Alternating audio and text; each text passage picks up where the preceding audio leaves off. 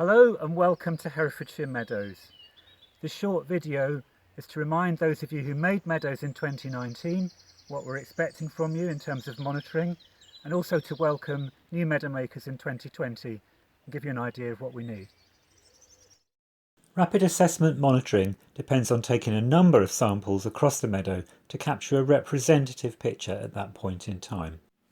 We would like you to take 10 samples in total because we consider this is a reasonable amount given the differing interests and abilities of Herefordshire Meadows group members, and we've designed a record sheet to this end which is available on the website.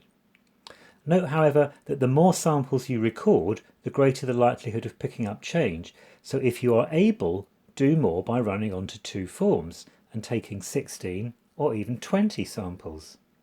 Walk in a W, zigzag or meandering fashion, stopping at approximately equal intervals to record a sample.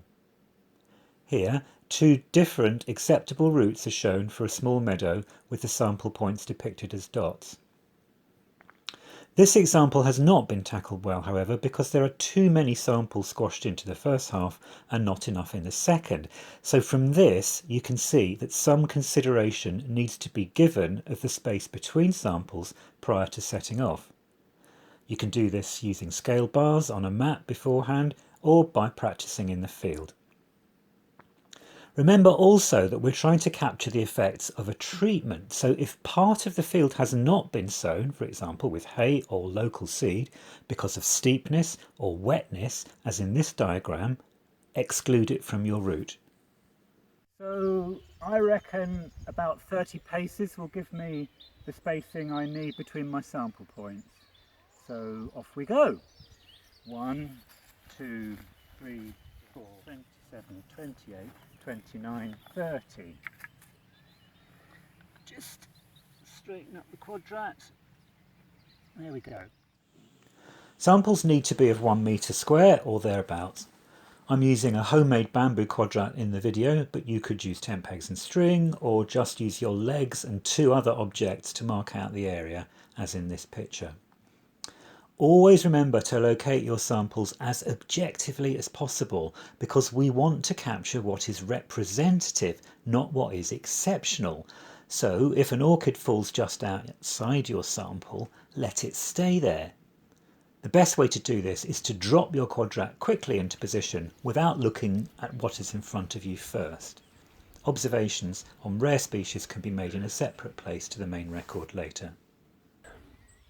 Okay, so here we've got our first sample, and I'm going to record all of the wildflowers or the broad-leaved herbs occurring inside this 1 metre quadrat, but I'm not going to record the grasses.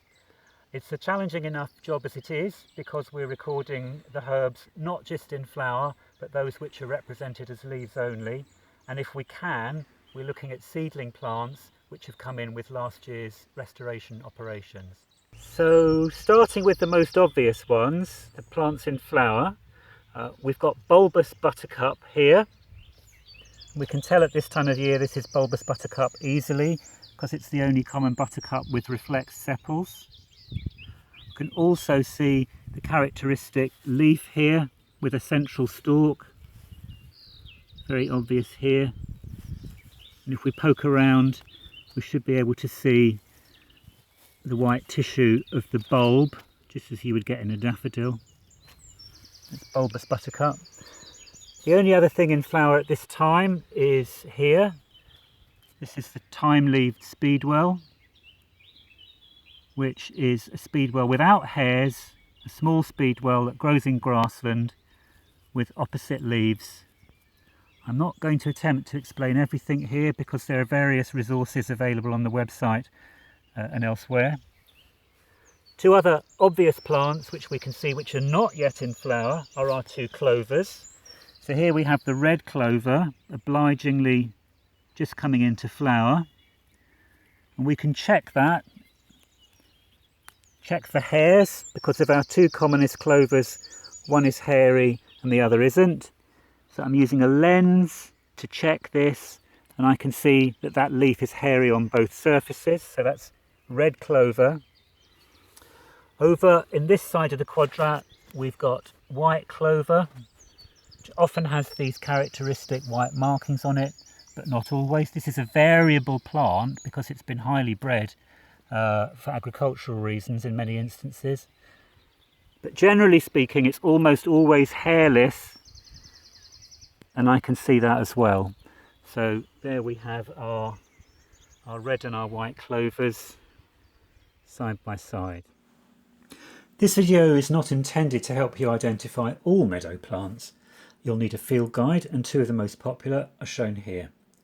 If you'd rather not lug a book into the field with you, the Field Studies Council produce a range of compact, folded, laminated ID sheets, of which the most relevant to Herefordshire grasslands is shown here. Further resources are available on the Herefordshire Meadows website. Follow the links Information, Resources, Survey and Monitoring to access these actual specimens from the 2019 season. And on the BSBI website, where you should follow the links under Learn About Botany for much more. We can also offer recommendations, for example, keys to leaves only and grass identification guides if you get in touch. And remember, you can often put a name to difficult material by getting up and searching around the sample area for the same plant in a more advanced state of development. Lastly, for the most taxing specimens, we will accept photo queries by email, but please be sure to check that both leaves and flowers are in focus before sending them on. So, a few more species which I've noticed. Here we've got the meadow buttercup, which you can see has all of the lobes radiating from the same point, unlike the bulbous buttercup we've just seen, which, if you recall, the central lobe has a stalk on it. Next to cup here, we've got a couple of small plants of hogweed. And then in the centre of the quadrat here, we've got a sorrel plant coming into flower. That's quite an easy one to tell even when it's not flowering because of its spear-shaped leaf with two downward pointing triangular lobes. And then another typical plant of Herefordshire Meadows, which we've got here, just coming into flower again, is a bird's foot trefoil. Now, one of the great things about Herefordshire Meadows, or not, depending upon your perspective, is we've got both common species growing together. So we would normally need to take a closer look at this to tell which it was. So I'm going to use this piece of bird's foot trefoil to illustrate how to use a lens, which is an important part of the toolkit in field botany. Just going to prepare the plant so that I've got the material suitably arranged in my fingers. If you wear glasses, you're going to need to take them off for this. Have the lens touching your brow, very close to your eye, and then bring the material into focus. And I can see there that that has the characteristics of common bird's foot trefoil, which is veins that you cannot see through.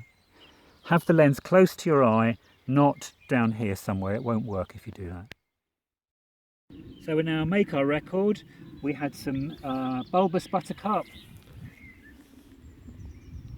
Ticking the relevant box here in the column 1 for our sample. Right, straight them through. And we also had some thyme leaf speedwell. This is not an exhaustive list of the plants that you'll find in Herefordshire Meadows. We've put it there because it's the common ones to help you. But in this instance, we're going to need to add that in. Thyme-leaved speedwell and the relevant record. And we had some hogweed. Hogweed's down at the bottom of the form, along with all of the other negative indicators or weeds, which we've separated off. Sample 5 now, and I can see some bird's foot trefoil, some common mouse ear. There's the purple flowers of bugle in there, which isn't on the list, so we have to add that one in. Column 5. And I can see some hay rattle over there, some yellow rattle, just outside the quadrat, so I'm not going to record it. I could make a note of it, but I have seen it when I came into the field, so I'm expecting it will crop up in the sample sooner or later. And some hogweed there.